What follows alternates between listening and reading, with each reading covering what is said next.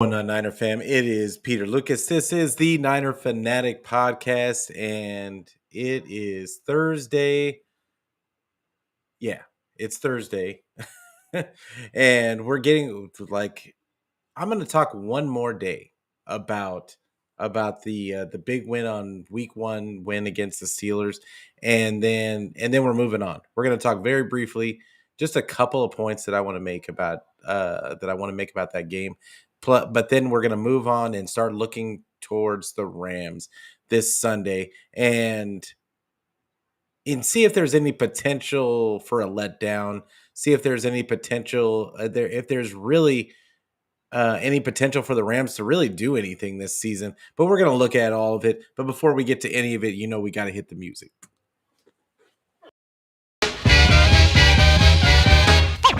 Ladies and gentlemen, I'd like to know, are you ready for start time?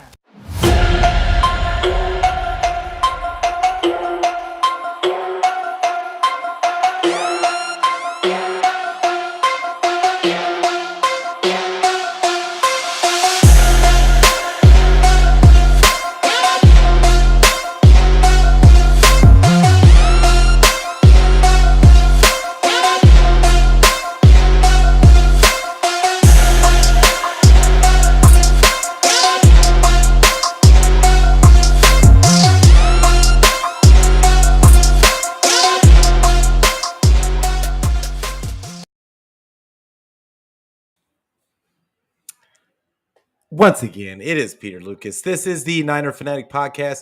And once again, it's Thursday. We're getting a day closer to another part of the big rivalry that is the Rams for the 49ers. I don't know that you can call it much of a rivalry lately. I mean, they won when it counted, let's just be real, but the 49ers have dominated during the regular season. But yeah, like we're still talking about we're still looking at film and still talking about the win on from week 1 against the Steelers. And the more I watch the game, the more I'm kind of impressed, and the more like little aspects of the game that we're looking at, like the stuff on the sideline and the and how the players kind of vibe together. That's It just never ceases to impress me, and it never ceases to impress me the culture that's been built in the building of the 49ers. But before we get to it, make sure that you give the video a like, make sure that you give it a subscribe, make sure that you hit the bell so you get the notifications for when I go live. And once again, we're on YouTube, we are on Twitter, we're on Facebook, we are anywhere where you can get your audio podcast. I don't care where you get it, just get it. And but we already got Melissa in the house. Appreciate her coming through. And yes, absolutely. Let's go. Let's go. It's season is here. And I know sometimes in the beginning of the season we kind of sleepwalk through the process, but it's here. Let's go. And Melissa says, I know it won't happen, but how cool would it be if we got a fumble TV for Javon Kinlaw for yeah, you know, Javon Kinlaw played actually pretty well in the last game. I just think all there was no pressure on any of the defensive linemen with Javon Hargrave out there and Bosa and the plethora of weapons that Eric Armstead, with all those guys out on the field, it just makes it so much easier for the rotational guys like Kinlaw, Kevin Givens, who I don't think played actually, but but you got your Drizzy Drake Jackson, and you've got the Clelin Ferrells, all those guys, Kerry Hyder. It it just makes life so much easier with all those guys when you have all these superstars on the defensive line, and then they know that they have Fred Warner and Greenlaw backing them up, who just run all over the field. They are everywhere, it seems like. But yeah, like it would be lovely to see Kinlaw get a. I just want to see Kinlaw play well. That's all. Consistently. I just want to see it consistently, and I want to see with Kinlaw. I think the whole thing is being consistent with his technique. He consistently plays he consistently plays inconsistently, if that makes sense. It's one rep looks really good, but he relies on his bull rush. There's literally no technique to be had with him, usually. And this last weekend, we actually saw a couple of actual pass rush moves, which is a pleasant surprise. But I've got to see it consistently, if that makes any sense. So, um, Melissa also said last time the hat trick was CMC. I'd love to see Brandon Ayuk get one to further show how damn elite he is. I think everybody knows at this point. Brandon Ayuk, if you didn't know, he got NFC Player of the Week this week. And I think every BA is about to become a household name, just like Debo did a couple of years ago. And the more games that he stacks together, like the last one against the Steelers, I just I just don't think there's anybody that can guard him one-on-one in the league. Period. I just don't think there is. He's getting you at least. Yeah, I just don't think that there's anybody that can just guard him one-on-one. Um, yeah, Kerry Hyder, absolutely. Oh, Roberto in the house. Appreciate you coming through, fam. Absolutely. Like, hey man, I'm just chilling, just chilling. Finished taking the son to football practice and getting him hyped for this weekend. He plays on Saturday, so getting him ready for Saturdays while I get you guys ready for Sundays. That's what it is. And absolutely, that Roberto's a very smart man. He's telling you everybody what they need to do, which is like and subscribe. Like and subscribe. Make sure that you get that in there. Uh, I mean, it's all free. It's all free content. So I'm gonna get you prepared for the game that's coming up. We're talking about our team. We're not talking about like where you. It's not like having to go to ESPN and having to hear them pronounce your team's names wrong and just say a bunch of regurgitated nonsense. Like we're talking about actual what could happen in the game, what's happening on that sideline. So, um, yeah, and but I did want to talk about.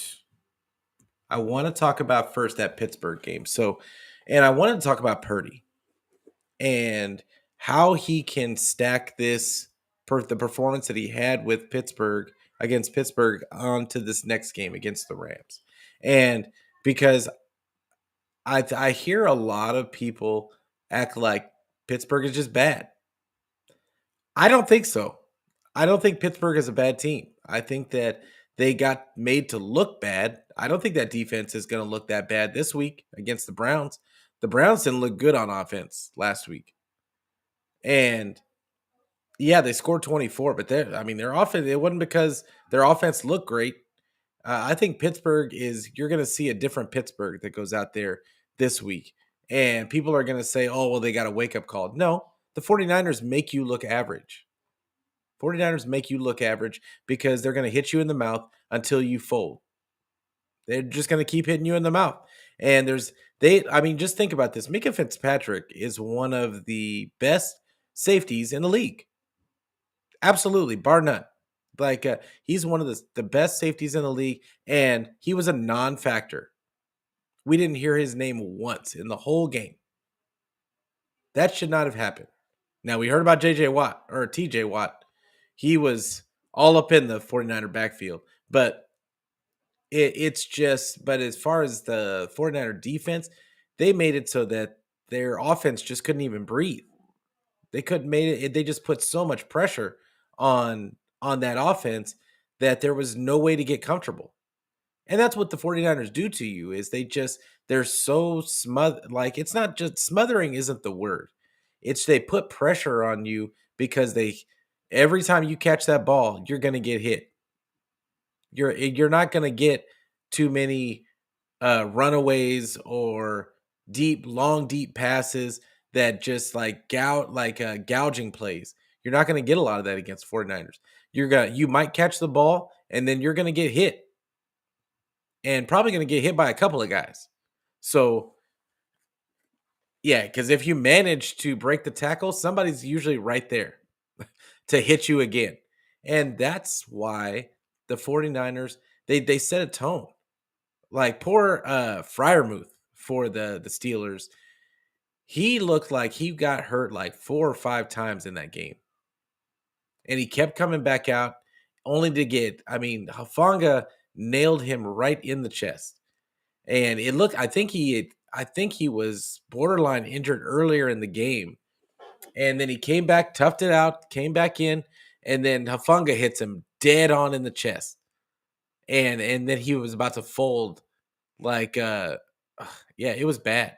It looked really bad. There was a couple of times where he got hit to where I was surprised he came back out. And I haven't even looked at the injury report. He might be hurt for all we know. But yeah, that's the whole thing about the 49ers is they make you look worse than what you are. And that's the point of the defense. The offense, same thing. I'd think that Shanny does an outstanding job of scheming guys wide open. And he plays against the rules of your defense. Tomlin made a big old deal. He made this big deal about oh, we've been watching what they do and we think that they have we think we see a few things that we could take advantage of. No, you didn't. No, you didn't, because Shanny's already changed it. Because this is the thing. He's not going to play any team the same way twice, because it depends on what scheme you're running on defense. If you're running a certain scheme on defense, he's going to play to the deficiencies of that defense. He's going to play against the rules of that defense. And if like your guy isn't going to be able to help himself because he has a job to do. And Shanny's going to take advantage of that job. If he's got to go down there, like I'm going to make him go down here, then I'm going to scheme this other guy to go right over the top of him. Like that's what Shanny does. I don't know why it's so hard for any other coach to scheme it up that way. I have no idea. But it seems like Shanny is like one of the few that can just scheme it wide open like that. And I will say this, and I started to talk about Brock Purdy, but I will say this about Brock Purdy, rewatching that game for the third time now, is that the reason why he vibes so well with Shanny is because Shanny is, and I've talked about this before on my show. Shanny has an offense that is going to put his quarterback in harm's way. He's gonna, from time to time, he's gonna leave free rushers. Everything is based on timing. And he's not, Shanny doesn't. So people get upset about the offensive line and McKivitz and the fact that he puts like third string tight ends in front of pass rushers and all that. That's because they're not meant to really block.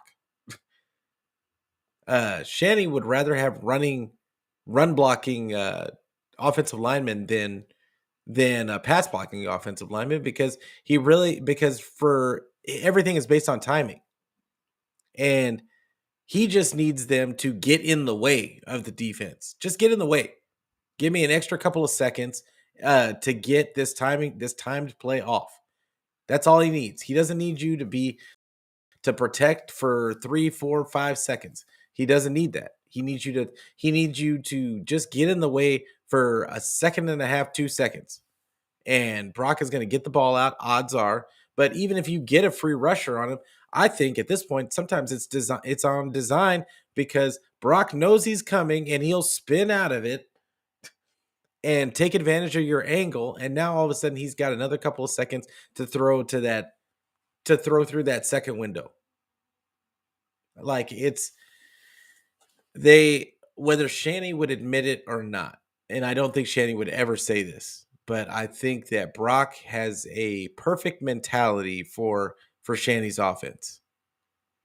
And and I grow like that viewpoint, it just grows on me every single day that I watch them play together.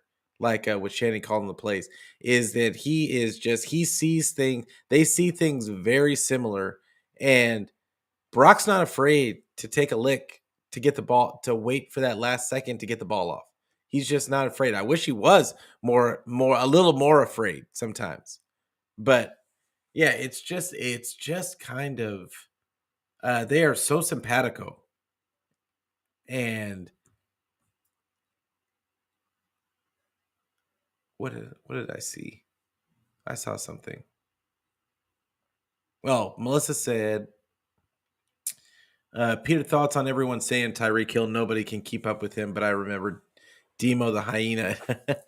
So this is the thing. If it was just a regular foot race, then Hill's smoking anybody on the 49ers. He's gonna in a reg and if it was just a straight line race, yeah. But that's not what football is.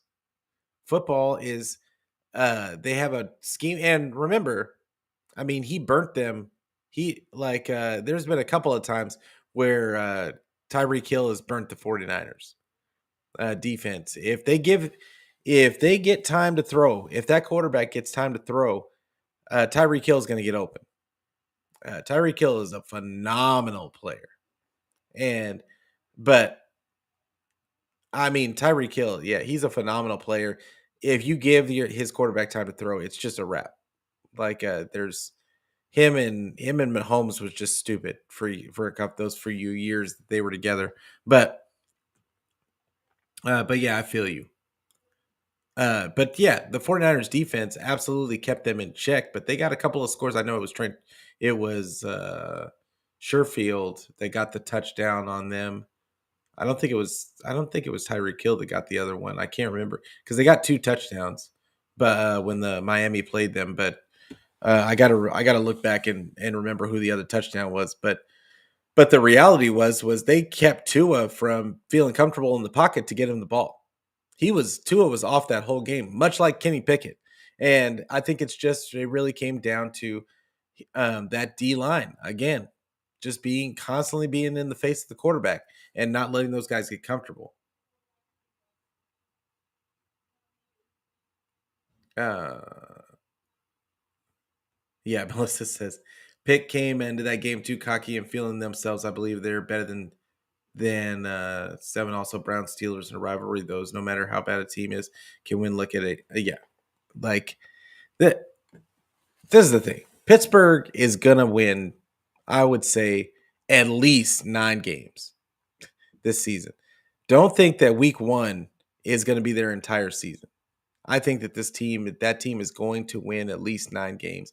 I think that they do have good offensive weapons. I think that they do have good defensive pieces. They're really missing an offensive line. Like, and I know they got some young guys they're trying to build it up, but they haven't gotten there yet. That offensive line, and maybe their offensive line looks better against a lesser than defensive line than the 49ers. But yeah, against the better defensive lines in the league, they're going to struggle. But luckily for them, I don't think that there's that many elite defensive lines in the league. So that's just the way it goes.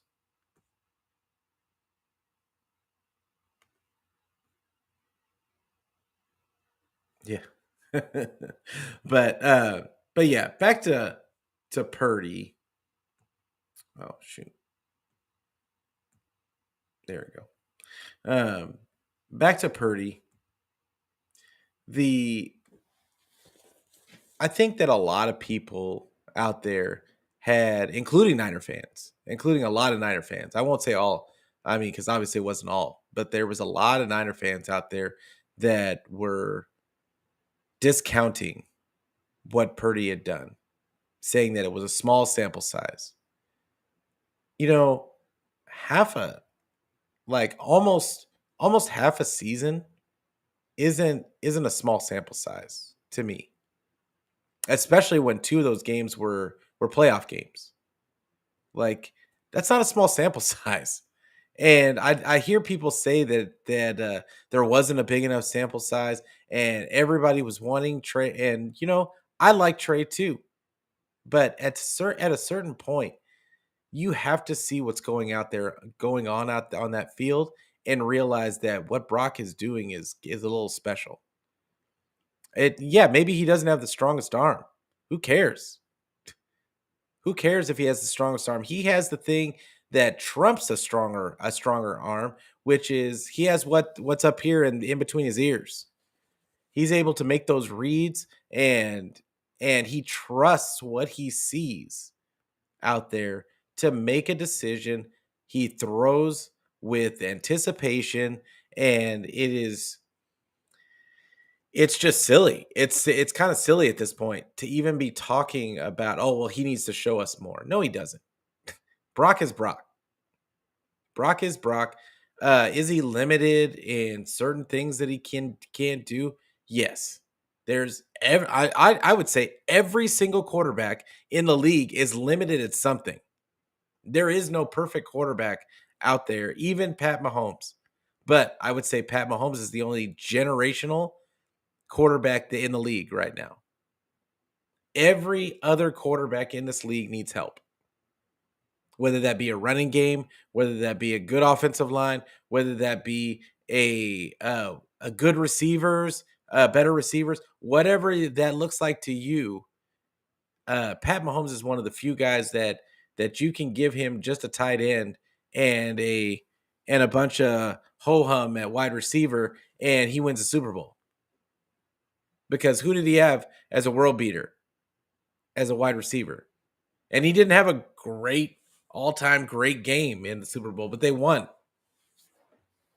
So it is what it is. I mean, Jalen Hurts had way more weapons than Kansas City did, and he put up a lot better stats than Mahomes is. But guess who won the game? So, but I would say that Pat Mahomes, like, would Jalen Hurts have done the same thing with the weapons that Pat Mahomes had in that game? I don't think so. I do absolutely do not think so. I know that a lot of people like Jalen Hurts right now, and he didn't have that great of a game in week one. I know a lot of people like Jalen Hurts. Ah, I think that he has a lot of weapons.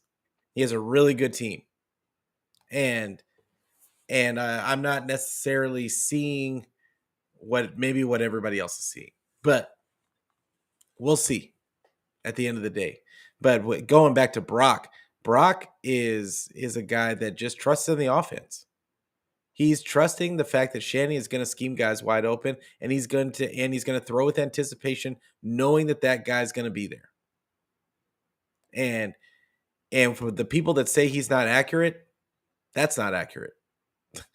Like, because the accuracy is not always throwing a guy in stride. That's not always accurate.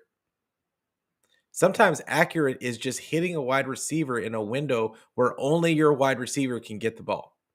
Sometimes that's the accuracy that you're looking for, and that's really what Brock is good at. And about throwing the ball away from coverage, keeping the ball from out of harm's way.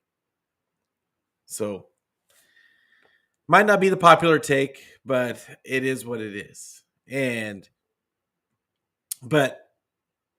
yeah, I was just talking about this earlier. Was Pittsburgh that bad, or the 49ers that good? I think it's a little bit of both. I think Pittsburgh is going to be a good overall a good team. I think they're another year away. I think they still need it. They're not going to go anywhere of any worth until that offensive line gets fixed. And I don't know why teams don't prioritize the offensive line, but unless you have a scheme like Shanny's, which Pittsburgh does not, Oh, and I froze. Hold on. Oh, there I go. uh Sorry guys, but yeah, unless you have a scheme like that, which is all timing based, and you can get guys that actually that just they just need to get in the way. And unless that's your scheme, you're gonna struggle. That is not Pittsburgh's scheme. Pittsburgh, it like they want to take time. They want to take time for their wide receivers to get open. They want to trust in their wide receivers to make plays. Like that's their offense. And then they want to run the ball, but they don't have the offensive line to do that. They have a bell cow back, but no offensive line to open up holes for them. And but I still think they're a good team. They're going to be good. I think they're going to be above 500.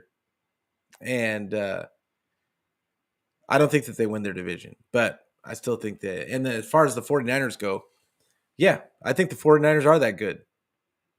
I think they're going to make a lot of teams look bad this year. And I think that health is the only thing keeping the 49ers from anything this season. They just got to stay healthy. I love the fact that we came into the season fully healthy. I love the fact that we got out of week 1 fully healthy. Let's keep it going. Let's keep it going. Um, this is a great point. Melissa says Jerry Rice had game speed that wasn't translated to 40 times, but yeah, Jerry ran like a 4.6. But you could once he caught the ball, you couldn't catch him. So it's I mean he would take a slant to the house in a minute. It's sometimes it's not all about the 40 times because the 40 times isn't game speed, but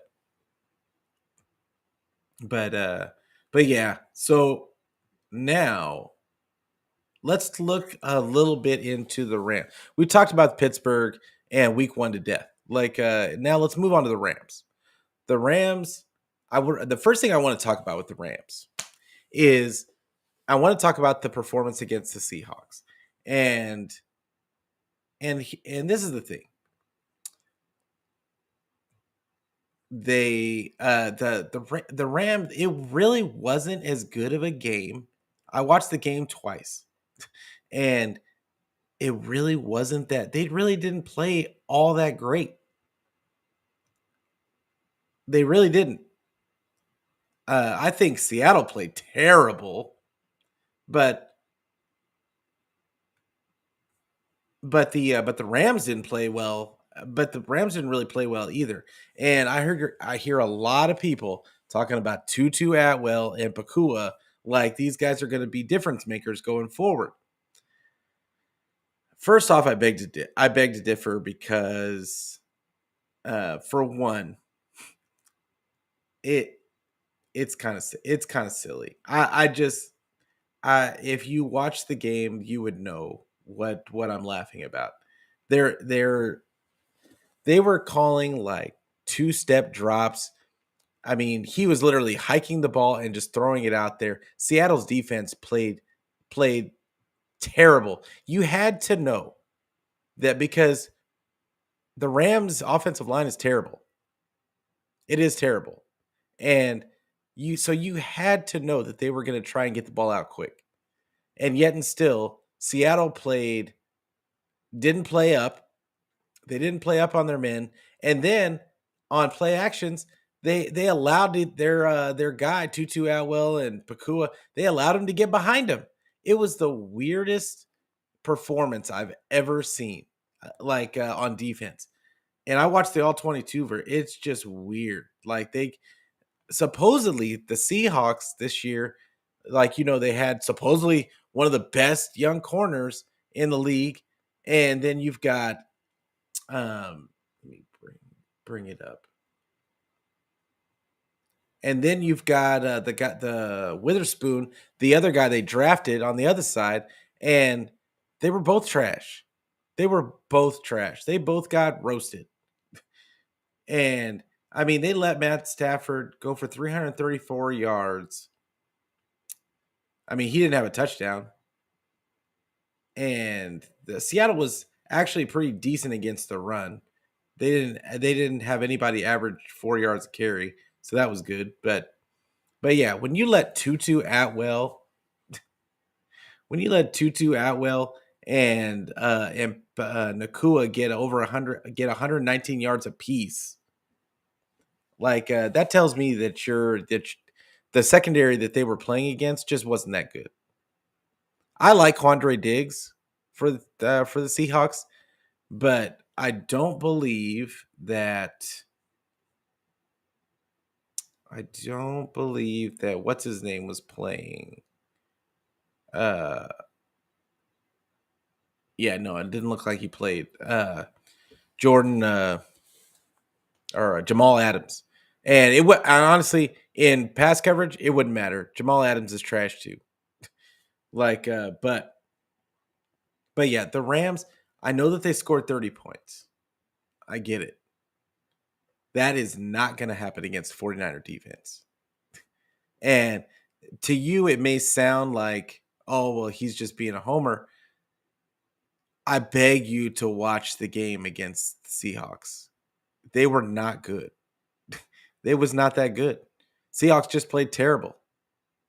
I like it. And then the defense for I will say the one part that the people that did play well were the only people that played well in the game was the Rams defense. And namely because of Aaron Donald and surprisingly enough, they have a corner, Darian. The Rams have a corner named Darian Kendrick, who I'm going to get into later. That uh, I really like him. He's a 49er type of player, to be honest. Uh, Tough guy, tries to get in the face of the wide receiver. Really took on the challenge of DK Metcalf, and I really like Darian Kendrick. So that was a plus for them. But other than that, I mean, they've got they got a couple of young players. Byron Young had a half a sack. I mean, Aaron Donald's going to be Aaron Donald. But I mean, they got a Kello Witherspoon as one of their starting corners. It's not going to go well. I'm just letting you know. We know they know Kello Witherspoon. They know all of his little tendencies. It's not going to go well. And they got who else they got? John Johnson isn't bad, but they really just don't have a lot of I mean, it's a lot of rookies, a lot of young guys.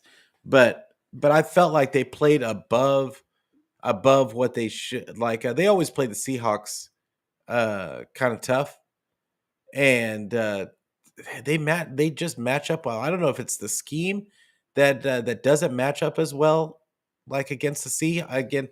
They matches up so well against the Seahawks, but I think that they always play well against the Seahawks, and it's kind of weird. It's got to be the scheme, but but I would say that yeah, they're not ready for this team of kids is not ready for what's coming on Sunday. I think that the 49ers are not going to go fall into the trap game. I think that the 49ers are going to come out physical. I want to see them come out physical every single game and not succumb to the trap game. That's basically what I want to see. Now, with that being said, oh geez, look at all this. Oh, Rick Diaz in the house. Appreciate you coming through, fam. And see anybody else? Okay. And but if I had to grade the Rams' performance against the Seahawks, I mean, I'd give it a C plus, a B, B minus. It wasn't anything special. And I saw somebody say on my Twitter the other day that he thinks Pakua was a special talent. I don't think there's anything special about Pakua. I think Pakua is more of a Niner type of wide receiver because he likes to he's a bigger guy and he wants to be physical. And yeah, I think that he could absolutely be a Niner type of guy. Like but I don't think he's special. I don't think he's special. I think that he's good in that scheme. He was good on Sunday, but he's not going to look as good. He's going to have a crash back to earth on Sunday. And so I'm going to start by looking at the Rams at the QB competition at the QB comp. So you got Purdy on one side, who is I would say is damn near like mastering the Shanahan offense, and he's just a point guard for this offense. He's going to get the ball to all of the playmakers, and the 49ers have the Rams number, especially in the regular season. Like I think Shanahan likes to play with his food, so it doesn't necessarily mean that it's going to be a blowout, but it does. But I don't think that. I think that the offense is going to succeed a lot. I think that's going to be They're going to succeed a lot on the offensive end. And as far as Matt Stafford goes, he kind of, I mean, I think that because of I think that he's going to give up at least one interception, if not two, just because I think that if they try what they did against the Seahawks, the 49ers are going to take it full advantage because the 49ers are a team that likes to play up close to the line of scrimmage. They're not going to play a lot of off coverage. And unless it's at the end of the half. But but for the most part, they're not going to play a lot of off coverage especially against the Rams. I think that they're going to try and be physical with them. They're going to try and push them at the line of scrimmage, and that is not going to give Matt Stafford enough time to be able to do those little two-step drops that he was doing against the Seahawks. And also, this defensive line is not going to give him time to be able to do that. So Matt Stafford, while he is a really good quarterback, I think he's a really good quarterback. It's not going to matter. It's not going to matter against this defense. There's a lot of good quarterbacks out there that look mighty average against this 49er defense. And I think the 49ers defense is going to get to him at least, I want to say 3 to 4 times in this game. That's my prediction. Uh, and then let's move on to the running back comp. So they've got the Rams got, who do they got at running back? They have Cam Akers, Kyron Williams, who got a bulk of the carries. Cam Akers was kind of an afterthought. Then they got Ronnie Rivers and Zach Evans. Is that who played? I mean, really, it's going to be Cam Akers and Kyron Williams. So neither one of them nobody got over 3.5 yards a carry. Well, Matt Stafford did, but that's not going to happen either. And this is the thing. You're not going to run the ball against the 49ers anyway. So when we're talking about the running back room, like these Cam Akers and Kyron Williams are not going to have what it takes to. I mean, Cam Akers ran the ball 22 times for 29 yards against the Seahawks, who I would say don't have the greatest run defense in the league. I think they bailed out they went all out against the run, and that was part of the reason why they were leaving guys open in coverage.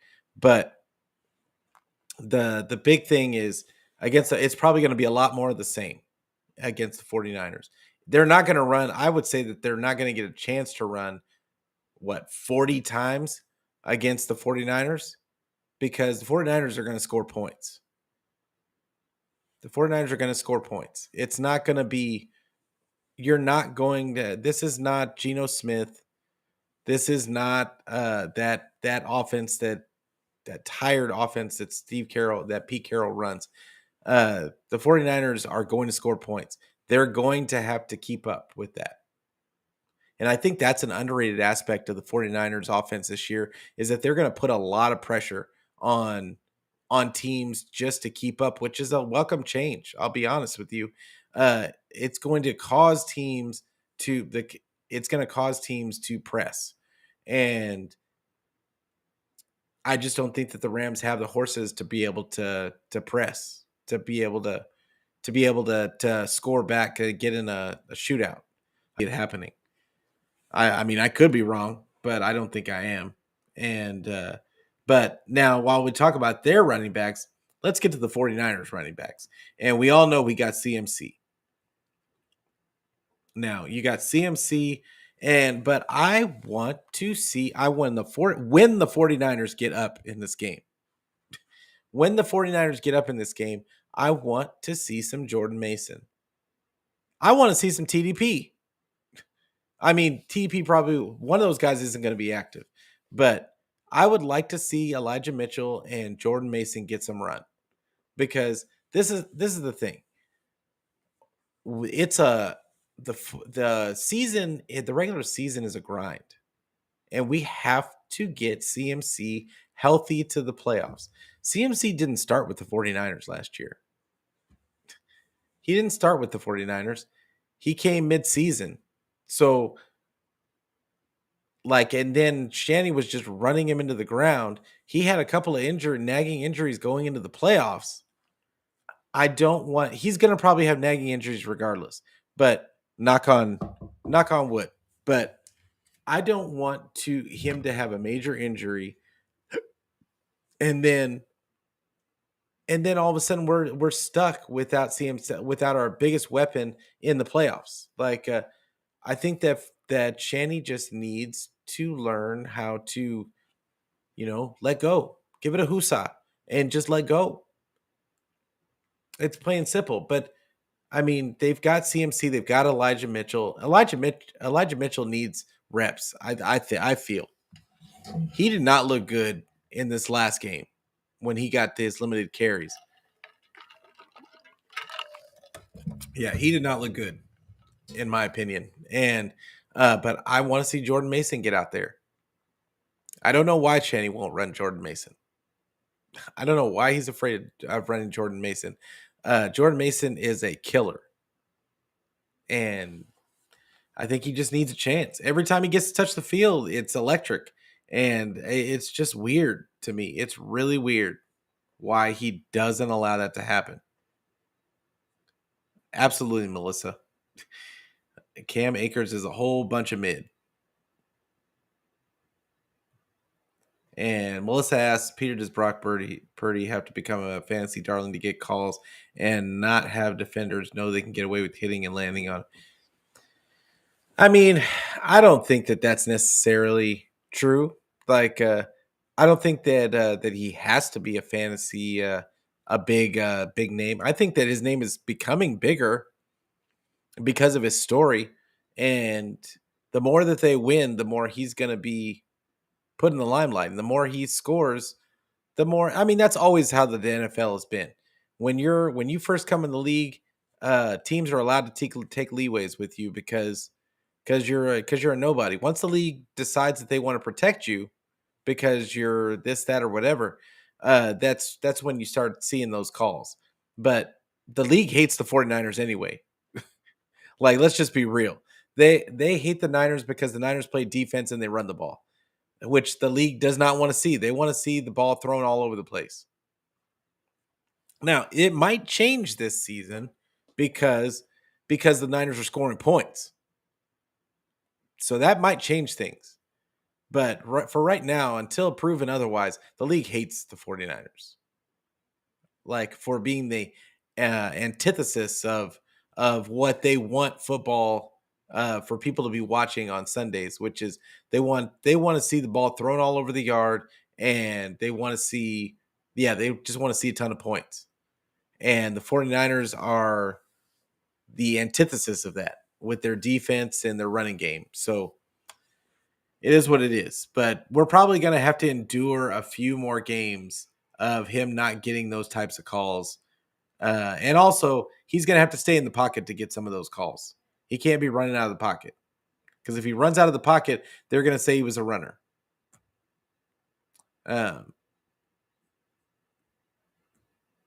But so, yeah, moving on from running backs. Then you got wide receivers, which we just finished talking about Pakua and Tutu Atwell. And then they've got Higbee. Did my camera do that again? Then they've got Higbee with as their tight end. They just don't have a lot. They do not have a lot. Who do they have? Oh, they got Van Jefferson, who isn't terrible, but they got Bryson Hopkins, Skowronek as well, and who didn't do anything, but he's more of a special teams guy at this point. But look, you're not gonna confuse these guys with a Debo Samuel, a BA, a George Kittle, or even a Jawan Jameson or Jawan Jennings. Like you're not even gonna confuse them for that. I mean, I think Ray McLeod could probably be a starting wide receiver for the Rams right now, and the talent gap is wide as far as receiver room goes. So That's the way I'm looking at that. Like as far as wide receivers go, I'm not even going to spend a bunch of time talking about them. Now, let's get to the defense. D line,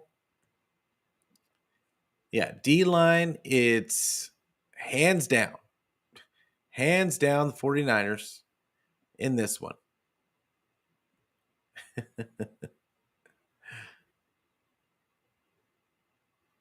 The Juwan, like yeah, Juwan. I know every time I mention Juwan Jennings, Melissa gets happy. But and Juwan Jennings, you know, I posted a video, or I wasn't me that posted the video. Somebody else, I retweeted it, and of Juwan Jennings moving in motion and then just destroying a defensive back.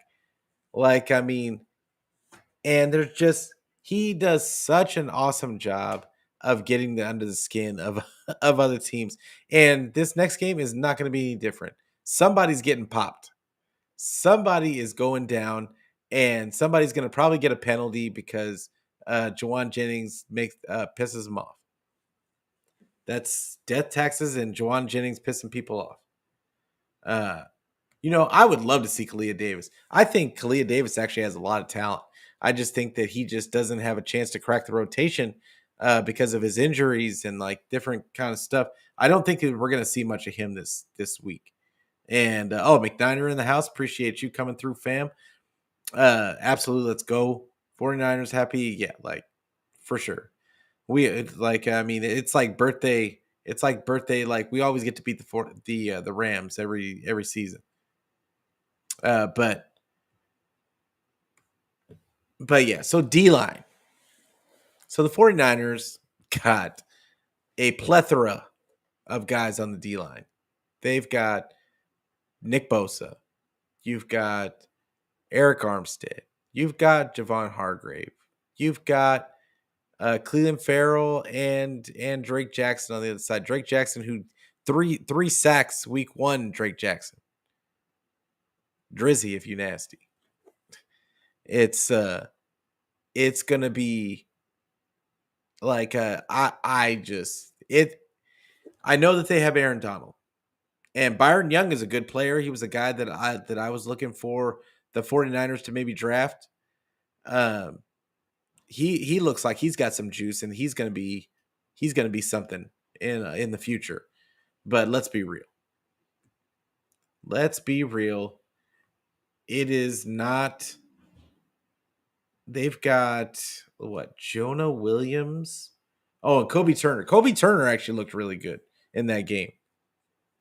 But yeah, I would say that it is not in their best interest to sit there and think that their defensive line is anywhere near, and I mean anywhere near, the 49ers. It did not look great in the game versus the Seahawks. Like their D line wasn't that great. And they did get some pass rush. They did get some pass rush, but they allowed well, I mean, Kenneth Walker had 5.3 yards a carry. And I just think that the Seahawks got down and they couldn't really dedicate um, they just couldn't dedicate to the run because they were down. Like but because Kenneth Walker was averaging 5.3. So and his longest was a 15 yarder, so it wasn't like he had one long run. So Zach Charbonnet only had 3 carries, 3.7 yards. So I the jury is still out on their defensive line. I mean, Aaron Donald is a Hall of Famer. Hall of Famer. It's not even a question. So I mean, he makes up for a lot of deficiencies that you would have along that line. But he's only one man. And the 49ers have had his number for a minute now. So I don't think that their defensive line is going to be a factor. While the 49ers on the other side is absolutely going to be a factor because the offensive line for the Rams stinks. They stink. And it's not going to be close. Like Matt Stafford is going to be running for his life or just trying to get the ball out quick. That's what's going to happen. It's not even a question. And then in the running game, it's yeah, it's they're not going to be able to run the ball. 49ers are going to run it right down their throat because they have no offense. They have no real I'm not really confident about their defensive line and against Shanny scheming up running plays. So, yeah, that's another one. That's another plus for the 49ers. And then you got linebackers where you got Fred Warner, Greenlaw. It's almost not fair when you start going down the list of players and you start comparing the position groups. It's almost not fair. But we've got Greenlaw and Fred Warner. They have uh Ernest Jones, Christian Roseboom, Troy Reeder, and Michael Hecht, who I can't decide a if he's an actual linebacker or if he's like a designated pass rusher. But no, none of those names strike any fear in anybody's heart. And that's what the 49ers are going to take advantage of with the running game. I really and honestly, Purdy probably is going to take advantage of them too. I would say one of the underrated things about Purdy's game is the way that he looks off linebackers and looks off safeties before he throws his guys open. So I think that is going to be another win for the 49ers in that position group. So, and then we talk about the secondary. They've got Akello Witherspoon starting. You got Kobe Durant, Darian Kendrick, which Kobe Durant isn't bad normally. I don't think he was that good in this last game, but Darian Kendrick actually wasn't too bad. But this is the thing about cornerbacks against the 49ers is that, and they also have Jordan Fuller and they've got, and apparently John Johnson, and they've got John Johnson. Like the thing about secondaries in the 49ers is it doesn't matter what your secondary looks like because Shanahan's going to scheme it in a way to where your secondary is not going to be able to play the way that they want to. Now, the 49ers on the flip side um,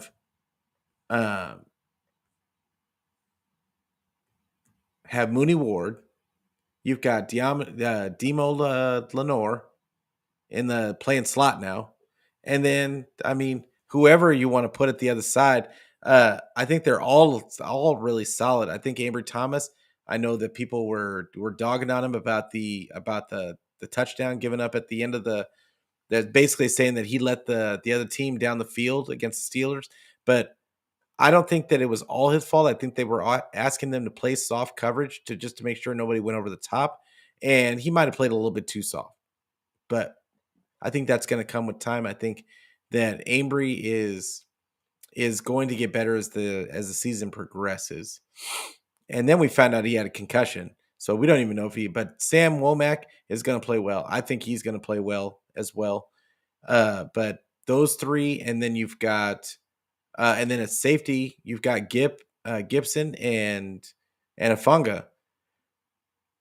I mean, it's not fair. It's not a fair comparison. It's not a fair comparison. And I think that while the 49ers don't have a ton of speed in the secondary, they have a wealth of experience and they have toughness and they have hitters. So I think that that's going to get them through again. I think that now as we get into the score prediction part of the show,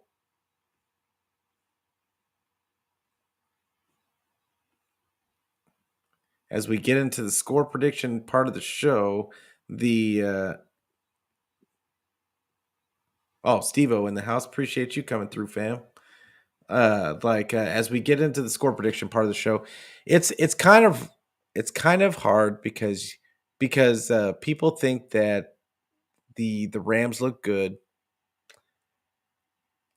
I didn't really see that they looked great, but I guess you could kind of say in certain aspects their defense looked better than they should have, in my opinion. I don't think that that's going to work against the 49ers. And so, I mean, my score prediction is probably going to end up being around. Uh, I think the 49ers are going to score 30 points again. I'm going to call 34. I'm going to say 34-17.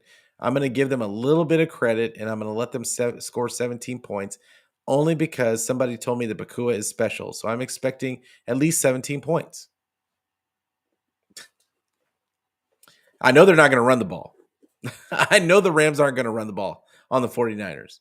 But if somehow Tutu Atwell gets behind the defense, if somehow Pakua ends up being the special guy that some people think he is, then I'll give him 17 points. But this defense is too good to be giving up any more than that.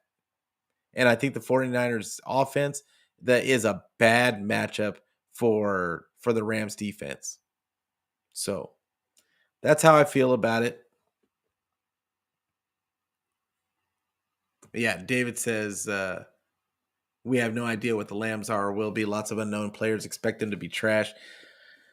I want to say that so bad, but you just never know. It's the NFL, and McVay is a good coach. I think that their performance against the Seahawks was more about the coaching than anything else. But see, that's where they're going to run into a buzzsaw that is the 49ers, I feel like, because the 49ers have one of the best coaching staffs in the league. I think that they're a top 2, top 3 coaching staff in the league, period. And I think that that's coaching can only get you so far until you run into a better coach and better players. I think the 49ers have it all. So it's all about staying healthy, all about the 49ers just coming in and doing what they need to do. That's how I feel about it. But I'm gonna go ahead and get out of here. I had something come up for Sunday to where I'm not gonna be able to do a pregame show, but I will be doing a show after the game, an instant reaction show. So be on the lookout for that. Once again, you can get this video on YouTube. You can get it on Facebook. You can get it on Twitter. You can get it anywhere where you can get your audio podcast. Although I do have to figure out iHeartRadio.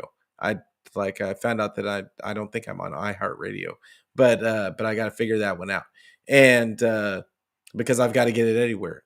Like I don't care where you get it, just get it, and then make sure that you guys tell a friend, so we can be friends every day, every week.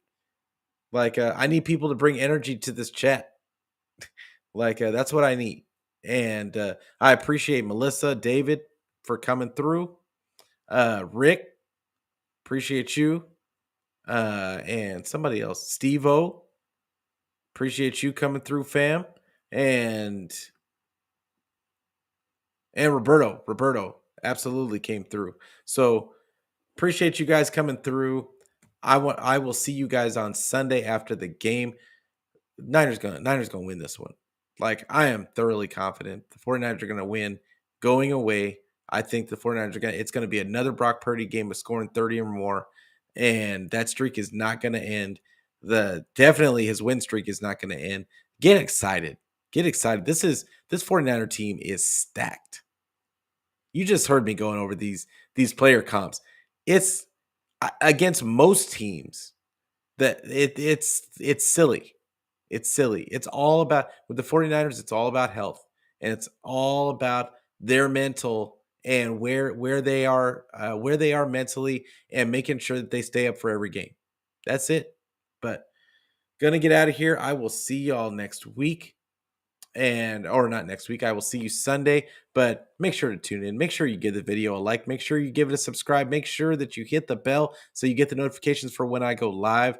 And I'll have another story about I know you guys will be all ready to talk about 49er football, but I'm still going to talk about my son's game from Saturday.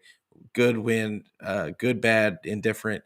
we gonna talk about it. So anyway, I'm gonna get out of here. You guys have a good night, and as always, go Niners.